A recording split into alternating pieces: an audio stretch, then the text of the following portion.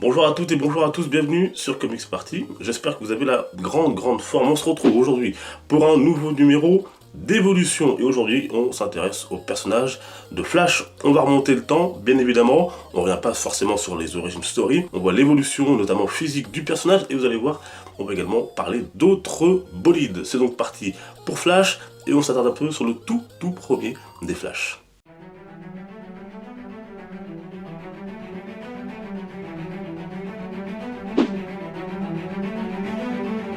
Flash est apparu très vite dans l'univers des super-héros. Dès janvier 1940, dans Flash Comics numéro 1 créé par Gardner Fox et Harry Lampert, un premier bolide assez différent de celui que l'on connaît aujourd'hui. Ici, point de Barry Allen ou de Wally West, mais Jay Garrick, chimiste qui obtient une super vitesse lorsqu'une de ses expériences scientifiques est renversée.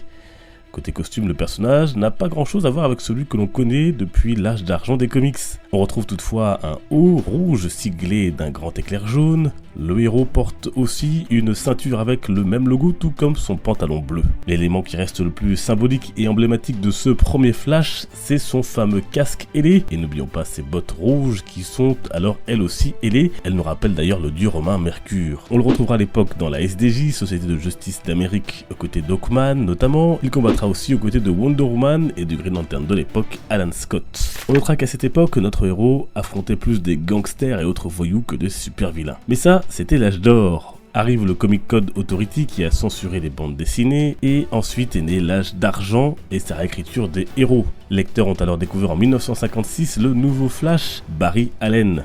Pour l'occasion, notre héros revêt un tout nouveau costume intégral à demi rouge. On retrouve également du jaune sur ses bottes et sur sa poitrine, où son éclair est alors déjà posé sur un fond blanc. S'il ne porte plus de casque, des ailes dorées posées sur son masque qui viennent rappeler celles de son illustre prédécesseur. C'est aussi très rapidement qu'il créera sa fameuse bague pour ranger son costume et l'enfiler à toute vitesse. Une tenue emblématique qui bougera assez peu à travers les époques. Et c'est également durant cet âge d'argent que Flash, à l'image de Batman et Robin, se trouvera un acolyte. Il s'agit de Wallace Rodolph West, dit Wally, le neveu de Barry. En devenant Kid Flash, il portera un costume similaire à celui de son oncle, où cette fois-ci le jaune domine. À la mort de Barry dans Crisis on Infinite Earth, c'est lui qui prendra sa suite et sa tenue. Dans les années 90, Wally donc aura un costume d'une teinte rouge plus sombre que l'original. De plus, à la manière d'un Batman, ses yeux ne seront plus visibles mais cachés par des fentes blanches. Plus récemment, durant les New 52, le costume est modernisé et moins arrondi. L'éclair sur sa poitrine brille lorsqu'il utilise sa super vitesse. Et puis, il y a eu bien sûr d'autres bolides, on pense par exemple à Jesse Quick, mais aussi à Impulse, alias Bartholomew Henry Allen II, ou plus simplement Bart,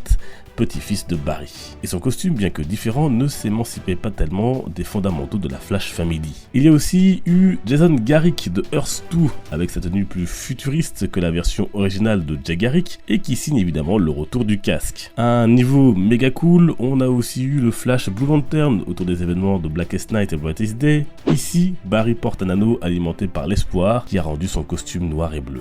Autre design vraiment badass, à la fin de la série Justice League New 52, la guerre de Darkseid, Flash devient l'hôte du Pisteur Noir. Devenant le dieu de la mort, il arbore alors une apparence sombre, sacrément impressionnante. Enfin, on n'oubliera pas les deux derniers costumes live, adorés ou détestés. Tout d'abord celui de la série télévisée jouée par Grant Gustin. Son costume type cuir a évolué au fil des saisons, et on notera notamment que sur les côtés de son masque, Barry ne porte pas des ailes, comme dans les comics, mais des éclairs. De ce fait, on peut aussi citer le costume de la série des années 90, assez fidèle à ce qu'il était dans les comics, mais loin d'être pratique, tellement serré que l'acteur John Wesley Shipp, que l'on retrouve dans la série actuelle, devait en être dégagé avec de l'acétone caustique. En 2017, enfin, le film Justice League nous propose un Flash interprété par Ezra Miller, avec une apparence plus proche d'une armure, formée de plaques parfois usées, une combinaison différente de tout ce qui a pu être proposé jusqu'alors et qui est loin d'avoir fait l'unanimité. Voilà pour un petit tour de l'évolution de Flash et d'autres bolides à travers les temps, et comme vous l'avez vu, il y en a eu quand même un certain nombre, mais celui créé pour l'âge d'argent reste le plus représenté et aimé par les fans du personnage encore aujourd'hui. Et vous remarquerez que j'ai pas forcément parlé de Flash Rebirth, hein, qui est actuellement publié bien évidemment par Urban Comics. Il y a d'autres bolides qui apparaissent dedans, mais ça, on y viendra au cours d'une prochaine émission. Et pour revivre l'évolution de Flash, n'hésitez pas à vous procurer Flash Anthologie, toujours disponible, 400 pages où on revient sur l'histoire et les titres emblématiques de Flash de 1940 à 2014, comme vous le voyez sur la frise. Voilà, donc Flash Anthologie. Merci à vous de votre fidélité. On se retrouve sur les réseaux sociaux pour discuter, échanger, partager. A très vite, passez un bel été. Les comics sont une fête. Ciao.